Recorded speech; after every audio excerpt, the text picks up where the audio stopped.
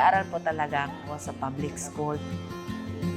Tapos, nakahinto po ako nung natamaan po yung tatay ko sa pagtatrabaho niya. Nakakalungkot dahil yung mga kasama mo, nakikita mo ng graduate, tapos ikaw ganun pa din kasi may pinagdaraanan ka. Nalaman ko po yung tungkol sa ALS na ito sa kapitbahay namin po. Sabi niya, mag-aral ka sa pinag-aralan ko last year. Libre lang to.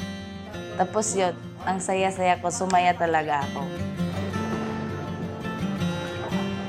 Yayaman ni Iwan ako ba? Kabayaan ko tuod, magkatalo siya. Sa kabayaan niya tuod, maka-school siya. Matod niya to yung pangarap niya. Maka-school tuod siya. Ang mahalaga po sa ALS, tumutulong sa kabataan na nakahinto po sa pag-aaral. Ang tagal ko pong hinintay para makapag-aral ako ulit, pero wala akong magawa kasi walang perang pamilya ko. Kaya nagpapasalamat ako sa ALS na natulungan ako.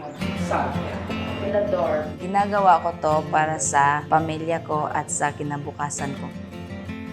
Importante siya dahil kung may pangarap tayo, makamtan natin po yung pangarap natin sa buhay.